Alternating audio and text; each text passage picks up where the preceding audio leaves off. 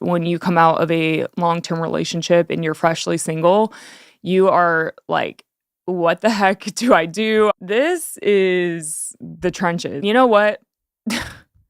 I give up. It's better to be single than to be in the relationship with the wrong person. If you are single, you're gonna wanna listen to this episode.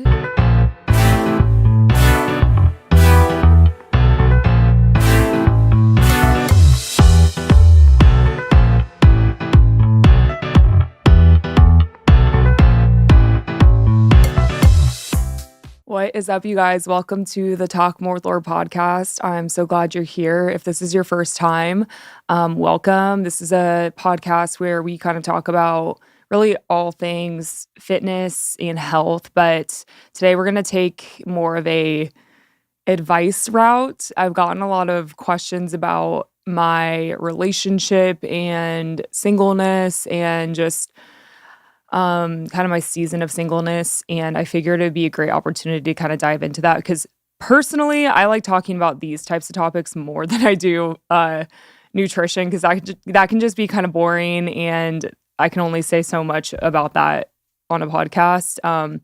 Although it is very valuable and educational, but this is more to me just meaningful to talk about because I know that there are a lot of women out there that struggle with this and go through this. And I think everyone can relate at a certain capacity. If you are a single woman and you haven't met your person, like you're not a high school sweetheart or something, I think everyone kind of goes through this season. So I figured it would be a great opportunity to kind of talk about it. So if you are single, you're going to want to listen to this episode. And I'm going to break it down into 3 parts that give some perspective on the singleness season. And I don't want to make this super like preachy or anything by any means. I'm just going to speak about my experience and kind of give some perspective of things that I've learned and things that just perspectives to have in the back of your mind that can really just help you be a better person during the waiting season because I know how hard it can be. And so, yeah, we're going to get into it and I'm going to kind of share my experience and then get into some practical advice. And like I said, we kind of broke it down into 3 parts to make it really easy to understand. But before we get into the episode, if you're new here, we start with the silly, goofy thing of the week. So I actually already shared this on my Instagram, but this week, it's been like really rainy weather in Nashville, like super humid outside. And I wear these necklaces that I really never take off. Like my jewelry is like a part of me. I never really take my earrings, rings, necklaces off ever. And I like to buy decent jewelry. Like my earrings are from Gorgiana and like my rings are hyperallergenic, but my necklaces they've just been on for forever and I didn't really pay attention to them. And I was wearing like cheaper necklaces. One of them's from Madewell. The other one is from Uncommon James. And I get so many questions about them, which is actually kind of funny looking back on it because I'm like, well, they turned my neck completely green. And Tyler and I were like sitting on the couch and he's like mentioned my green neck before. He's like, you got a green neck, and like, well, just call me green neck, like randomly. And I'll just like brush it off because I'm like, whatever. Like, it's like a little part on the back of my neck. So I didn't really think anything of it. Because as you know, if you wear cheap jewelry, it like turns your skin green. And so we were like sitting on the couch and he was like, you actually need to take your necklaces off. Like it's starting to like feed into the front part of your neck. And I was like, no, it's not. Like, I didn't really notice it because the necklaces kind of cover that part. And like, I sweat in these necklaces, I shower in them, everything. So I was like, whatever. I took them off. And you guys, I literally looked like I was growing mold all on my neck. It was so disgusting. And I was like, this is so embarrassing. I hope nobody saw this. Like, you really have to be looking at my neck to like notice it. But it was so bad. And when I took it off, like we took pictures and I was like, yeah, this is like disgusting. So that to say, I ordered some new necklaces that are a little bit nicer. So hopefully that won't happen again. But I just thought that was a funny story. But other than that, you guys, it's been a pretty standard week. June is going to be so busy. I have so many things happening. I'm going to the lake 2 times, one with my family, the other time with some friends for a bachelorette party. On top of that, just doing all my normal work stuff, and it's gonna be a really fun month. And not to mention I'm getting my dog as well, so it's gonna be crazy, but I'm really excited for June. But without further ado, let's get into the episode. So, what did singleness look like for me? So, in my life, in my experience, I've shared bits and pieces of my story in previous episodes, but wanted to dedicate a whole episode to this so people can like search it pretty easily. So, I was single for about 2.5 years in Nashville, and I dated somebody else. From college. He was the guy that I actually moved to Nashville with. We didn't live together, but we like moved here together because we are both born and raised in Georgia. He got a job in Nashville, um and I apologize if you guys have heard this story already. I'll make it short. But he moved to Nashville. I followed him, and I had a house with my own roommates. He had his own house. And essentially, we dated for probably like, I think it was like 3.5 years. It was a pretty long time.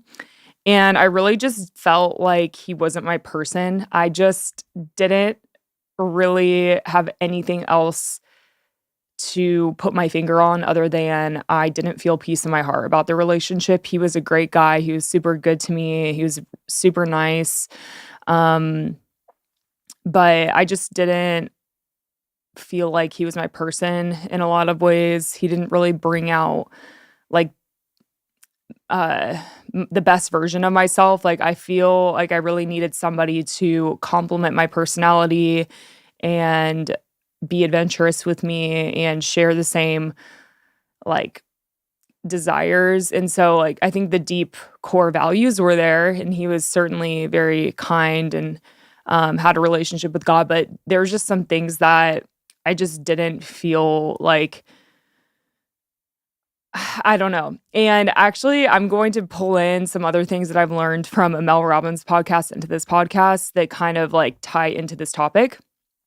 But essentially, I broke up with him and I was single for a while, and that was a really hard season for me, you guys. And I'm sure a lot of other people can relate because when you come out of a long term relationship and you're freshly single, you are like, what the heck do I do? I was so overwhelmed with the dating apps. I was so overwhelmed with just compromising my standards for people because I lived in Nashville, and I was like, well, after like a few months had gone by and I had went on my fair share of dates, I was like, okay, this is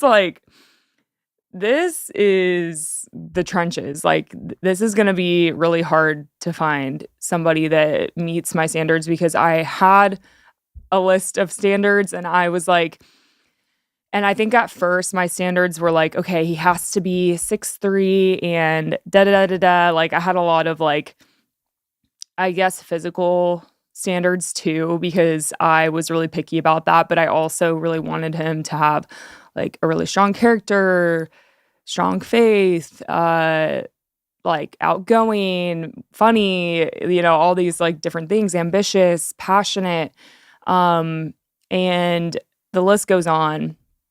And so when I went on some of my dates, I don't know. I think there was always just something off about every single day I went on. I was just like that, he's nice, but like, I don't know. And like there would be certain people that I would go on multiple dates with and like could see myself could see that situation going somewhere, but it ultimately just didn't because I was like, I don't know. All I can say is when you know, and we're gonna break into what that means.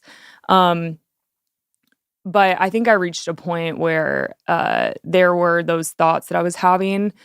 I think around, like, year 2, I was like, "There is no one out there for me. God wants me single forever. I was like, there is just simply nobody. And I was really, really, really discouraged. I was so angry, to be honest with you.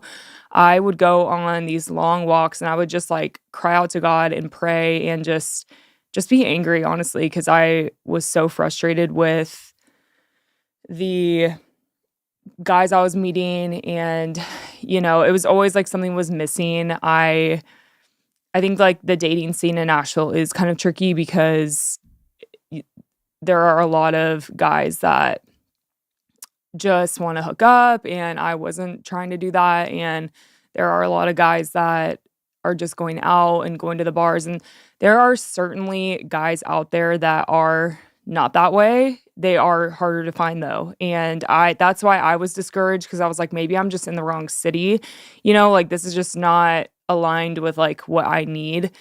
And so that's when I was like, I'm going to move. And so ultimately, obviously, I stayed in Nashville, but I had those thoughts where I really felt like there was nobody out there for me. So if you're having those thoughts right now and you're listening to this episode, hang in there and keep listening because this is definitely a very crucial season and it's not wasted. So we are going to get into some of these tactical things really quick. And I'm also going to share some other things I've learned along the way. So, the first one is you're not behind, you're being built.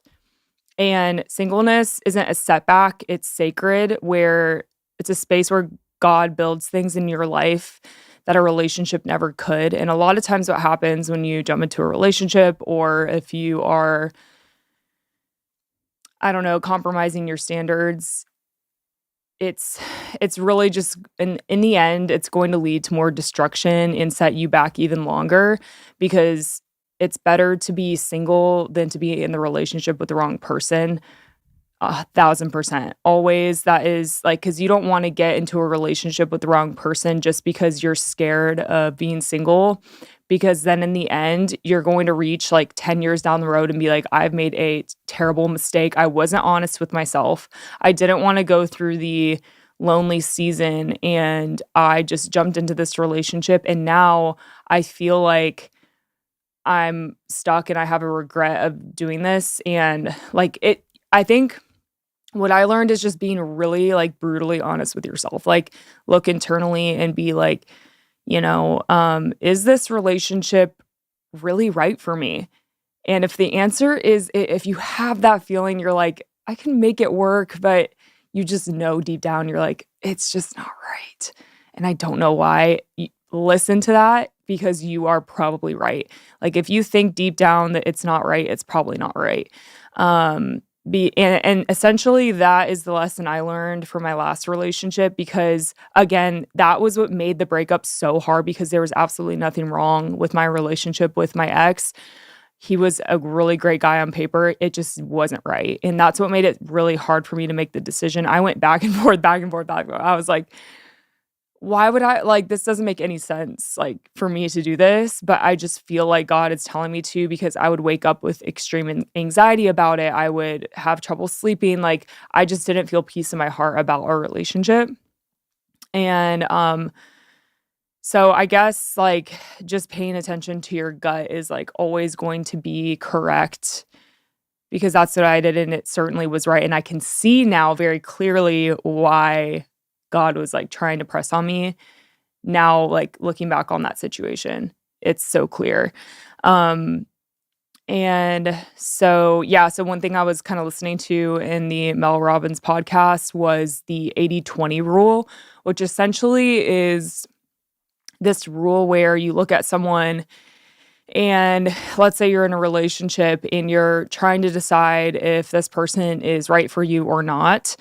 And she basically is kind of saying that, there's always going to be like a 20% of somebody that you don't like. Anybody you are in a relationship with, there are things about them that maybe you don't like. And maybe that's like, oh, you wish they talked more at parties, or you wish they like didn't get so impatient with you in the grocery store, or like whatever it is, like little things that maybe like kind of set you off about that person. There's always going to be those things. But then you look at the 80%, and those are like the 80% are the things that matter. It's their character. Who are they? Who are they deep to their core? Are they kind? Are they compassionate? It's their, if we talk about like values, like do you share the same values? Do you share the same beliefs? Do you share the same higher power? Um 80% also just looks like, okay, do you want to both have kids? Like just the big life things. Are you in alignment on those things? Are you in alignment of how you would want to raise your kids, or how you would want to go about a hard time? Or, maybe if you are really wanting to pick up and leave and move to Hawaii for 2 years, like, is that person willing to do that with you? Like just big life things that matter. Like, that's the 80% that matters. And so one thing that for me, I think, like, looking back on my relationship with my ex was, there's really nothing wrong with it. I think it was just like that 20%. Um, what am I trying to say? It was more of the 20% that was feeding into it. So I think for me, it was like there were key components missing that was really important for me as an individual that maybe for the next person wouldn't be important. But I think for me, like, it was really, really important for me to have somebody that was like really funny and outgoing, because I would find myself getting really frustrated. Um, and in that 80%, like, I think personality goes a lot into that. Like, are you compatible? Is there chemistry there?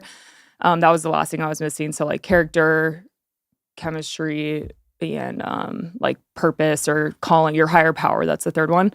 And so like for me, I think that just the personality thing was lacking, because I was like, is it too much to ask to want like somebody outgoing? Because I think like our chemistry just wasn't really like meshing. Like it was there, but it wasn't like everything I had dreamed it could be, if that makes sense. And I felt like I was always wondering if there was somebody else out there. I think I was always wondering, like, is there a better match for me out there? And I was right.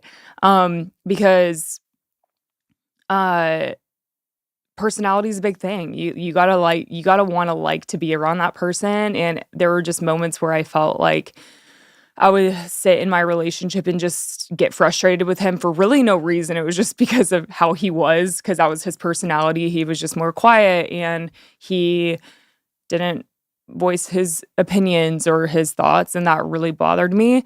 Um, and so I needed that in somebody. And so now, like, fast forward to my relationship, it's like such a beautiful gift, and it makes sense because I don't wish that there was somebody else. Like, I just know that this is what a relationship is meant to be, because it just works. It's just easy and it flows, and you don't have to force a connection or the chemistry part of it.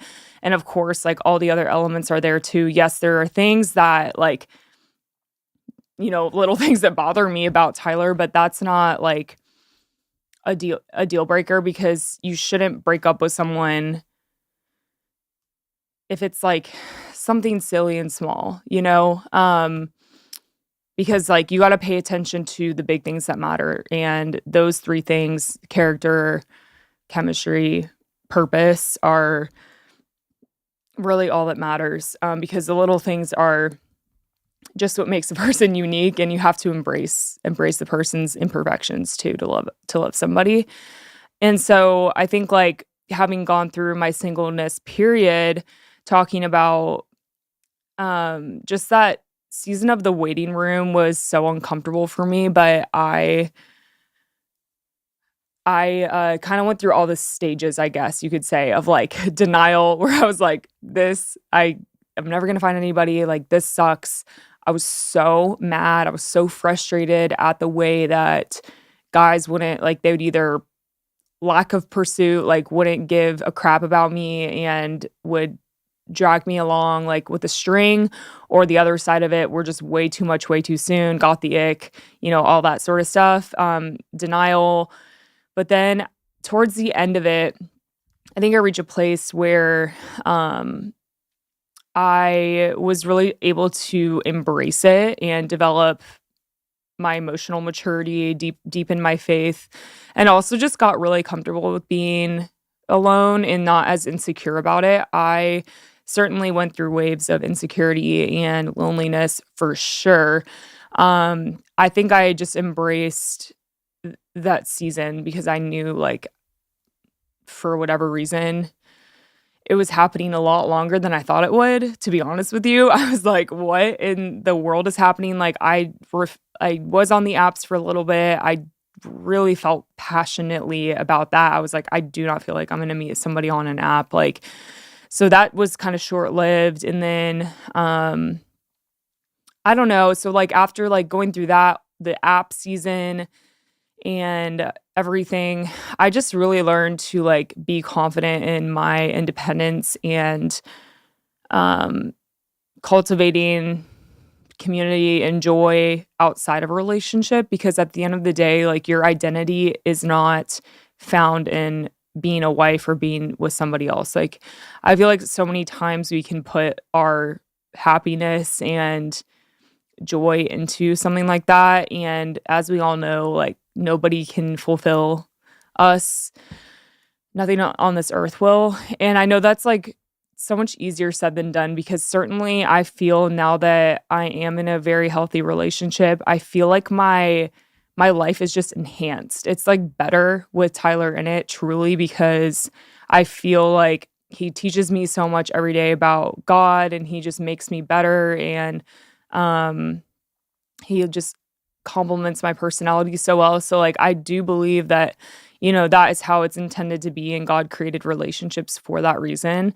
Um, but, you know, so if that's a desire that you have, like, don't let go of that. If God's like, I remember, like, reading Bible stories about, like, people being single for their whole lives, and I was like, "God, if this is your will for me, I'm literally going to lose my mind," but it's like God knows the desires of your heart, like, if you have a desire to be married, he wants that for you too because that's marriage is a beautiful thing, and so, I think just understanding that you shouldn't ever sacrifice your standards, so I'll kinda get into standards a little bit because I definitely had high standards, and I think this is kind of the series of events that I went through during my single time was,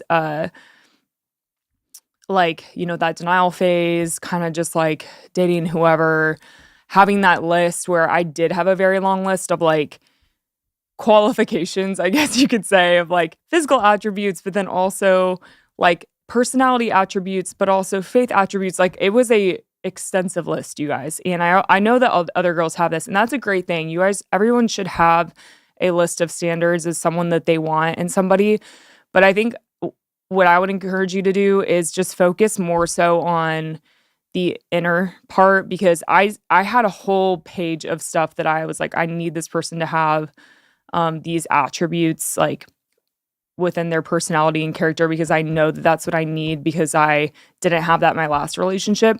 But then on the other side of the coin, of course, I had, like, the physical stuff, and I would pray about that, like, I would pray to God for, like, a super tall guy who, like, da da da da, and, like, looking back, I think that is a little silly because at the end of the day, height and eye color is, like, really so shallow and not important at all. Like, you of course, you wanna be attracted to that person, and that is so important. That's probably the first thing that you're gonna notice about somebody, is the physical part because of course you do. Like, that's and you should want to be attracted to them, but I think, I was really caught up on, like, wanting to marry, like, a NFL quarterback, and because 'cause I've always dated really athletic guys that were, like, 6'4", and Tyler's only he's 6 feet tall, which there's absolutely nothing wrong with that, but I think initially it took me a little bit to, like, open myself up to getting to know him. I'll be honest, because I was like, "Well, he's not 6'3", like, which is so silly looking back on it, and now that I've just grown and learned so much in the past year just about, like, relationships because looking back on it, height, it truly is so shallow, like, it's, and he's taller than me, like, that's all you can ask for as a girl. But, you know, I think, like, if you're gonna break up with someone that is just because they're, like, not as tall as you'd like them to be, like, really, like, just stay open, I guess, and I'm so glad I did because I think initially I was kind of, like, taken back by the fact that he wasn't tall, and I kinda held on to that for a while because I was like, "But God, like, I asked him to be tall," and I don't know, I think, like, these are just all attributes that, like, really don't matter in the end if you want, like, a long, happy, lasting marriage, like, who cares if he's the hottest guy in the room? Like, if he's not your person and gonna take care of you and, like, have those character attributes that you need, like, okay, it's probably gonna not last. So, um, I'm gonna get into some other things. So number 2, it's okay to want love, but don't chase it. This is definitely a season that I went through after kind of my denial phase. I went into that chasing phase low key, you guys. I was like fabricating things. I wanted to make things work with certain guys that I knew weren't good for me. I was just striving, and truly it comes from fear, obviously, because I'm like, I don't want to be alone. I'm like, I hate this. Like, I don't want this. Um, and I remember a distinct moment where I did switch the script and I decided to surrender, where I literally was just like, you know what? I give up. I was like, frick this. I don't want any part in this, like, these games that people are playing with me. If I fabricate it, like, it's not gonna work anyways, and I'm trying to make things happen. I'm trying to, like, put myself out there, and I'm trying to put myself in situations that maybe certain people will be there. I'm trying to, uh, be available. I don't know, I just feel like I would put myself in certain situations where, like, I knew someone would be there, or, like, that someone that wasn't good for me, by the way, or, like, um, I don't know. I didn't I was definitely striving, and I think there was a very distinct moment where I was, like, sitting with friends and just in my alone time where I was like, I completely give up, like, I really am so done, and that was out of, I think, pure exhaustion too, because I had been through so many duds that I was, like, ready to just, like, lose it, but then also, um, understanding that it really is God's timing and, like, not yours, and to stop forcing connections because, um and I remember that distinct moment I had, you guys. I literally was like, "I give up, I surrender. It's not like, it's not gonna be me. It's gonna have to be a miracle here because, like, I've seen what I needed to see, and there's nothing out there." And I think not much long after that is when I met Tyler at the pool. And so I remember that moment I had, and I had multiple conversations with friends about it where I was like, I'm probably gonna move cities. It's just, like, not my place. And so that again, that's, like, my personal journey, and I know everyone is so different, but I do remember having that distinct moment where I did just say, like, I w wave the white flag, I surrendered to God, and, that is definitely the moment when I met Tyler, and, yeah, so if that just encourages someone to have the perspective of honestly just surrendering, because I know it's easier said than done, because trust me, I went through a whole year of, like, not knowing what I was doing the whole time, and I feel like I am not even the type of person to provide advice on this topic, to be honest with you, because I made a lot of mistakes, and I made just, like, I was just figuring it out like everybody else, and that is okay too. Um, and then the last thing is you're not too much, and I think that is the lie. You're not too much, you're not forgotten. And that was the lie that I was believing because I would go to therapy and I thought that it was me. I was like, okay, maybe I'm the problem. Maybe I am too much. Maybe I like my standards are too high, or maybe I'm too much on my Instagram. Like I was really insecure for a while there because I do put a lot of my life out on my Instagram. It's just kind of the game we play, being in this industry. And I was like, do people think that that's weird? I started to get insecure about my career. I started to get insecure about um just like producing workout programs, which is so silly because I'm like, I'm literally doing such a good thing and I'm helping women, like, you know, encouraging them to strength train and things. And I got insecure about that. I was like, am I too much? Am I too much? And my therapist really encouraged me. She's like, you shouldn't have to change or mold who you are to fit somebody else, because that just means that they're not your person.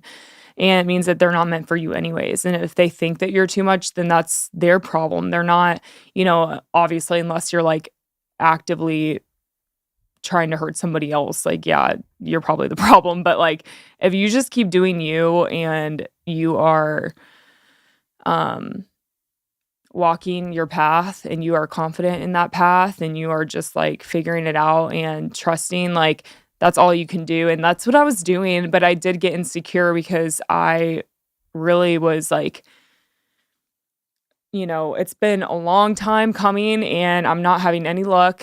and, um, and so she really helped me kind of understand that, uh, I also think that God was probably protecting me from a lot of like heartache, because I could have gotten into some situations that would have led to like really bad situations. And so going back to like, it's better to be single than being in a situation with the wrong person. It's so true, because then you just delay it even longer. Like the longer you take to surrender, the longer it's going to take you to reach your destination, because you're just fabricating the whole time.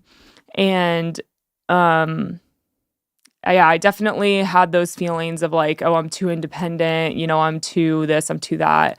Um but that just like wasn't the case, because I think like so long as you're living out who God made you to be and like you feel confident in like what you're doing, um God's going to bring you someone that's going to like mesh so perfectly with you that you won't have to worry or change who you are. And I remember a distinct moment I had like with Tyler, because he was just really like interested in what I did. He just asked so many questions about my work. He wasn't at all like intimidated by, what I was doing. He just wanted to learn more. He wanted to ask questions and understand like how I got to where I am today. He was just very like intrigued by what I did to get to where I am today. And he was just like, I was just able to really like let my guard down with him, because I was like, to be honest with you, it was really hard. And like I've been like, I did this all by myself, and I've just desired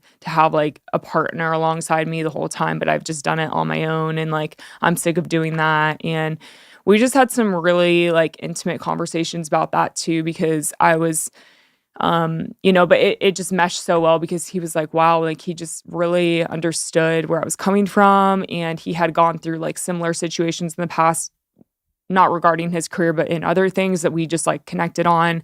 And I feel like it really just made us closer. Like in the very, very beginning when we were getting to know each other, and I kind of shared that and he shared his story, like my guard just went down immediately and his did too. And it was just such a beautiful moment. Um, and so I guess what I'm trying to say is, last thing, and then we'll move on to close this. Um, you're not too much, and just be who you are, and be you, because like at the end of the day, somebody's not going to approve or agree, but that has nothing to do with you. You just have to keep going, and you have to keep your head down and do what you believe to be true within you, and be honest with yourself. Like, hey, am I doing everything I can in this area? Am I like, I don't know. I really had to have those moments of honesty with myself too, where I was like, okay, am I,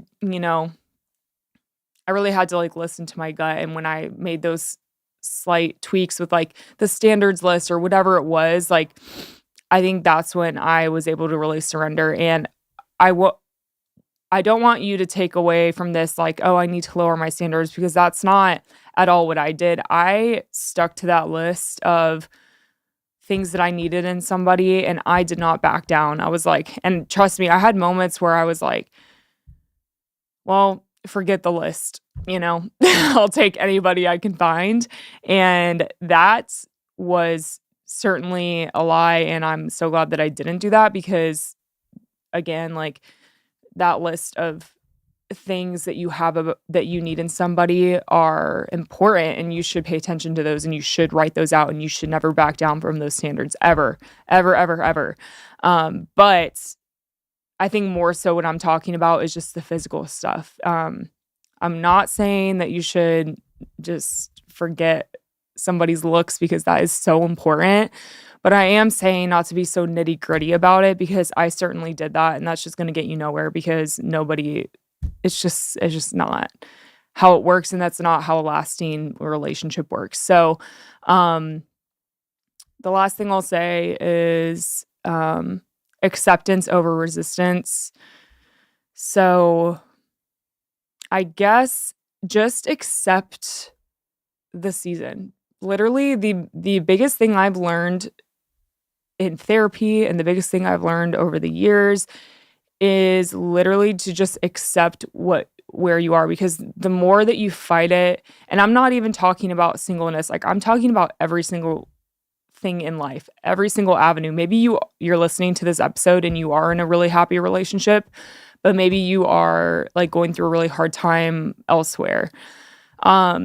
Accept it. Literally embrace the season you're in and just live in it, because you will never get this time back. So if you are single and you're listening to this episode, like you will never get this time back, because you could meet somebody tomorrow. You could literally go to the grocery store and meet your husband tomorrow, and it's all over. You are never going to be single again.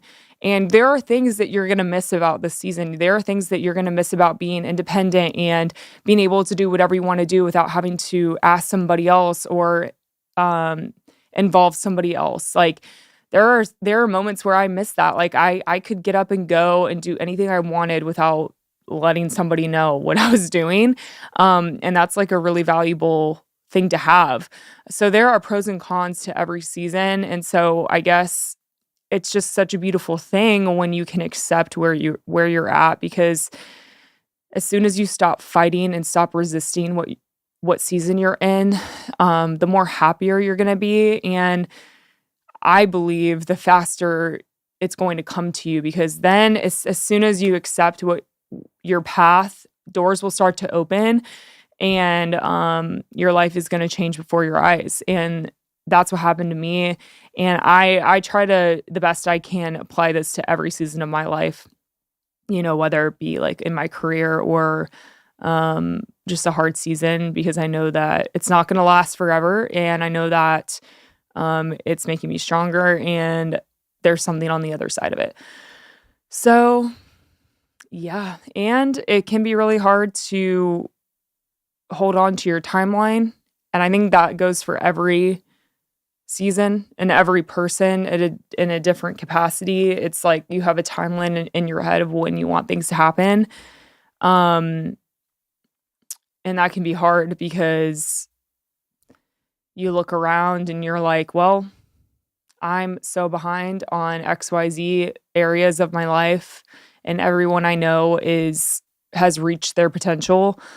That is just, I hate that. I hate that our culture is like that. I hate that that's how it is, but I understand that feeling, because I've definitely had that feeling before. But really, I think like when you reach a point where you let go of your timeline is when things start to come to you, because that's when you start to open yourself up and your heart up to things, into experiences, into people that you haven't, and things just start to come to you and gravitate towards you. And I think that's what happened with me when I had that surrendering moment where I let go of a timeline and expectations. I just became more open and more peaceful. And so what happened was Tyler came to me and I initially like maybe past Lauren would have been like, "No, I'm not dating him. He's too short," or like something stupid like that. And I would have missed that. He would have like been a ship sailing away that I just missed.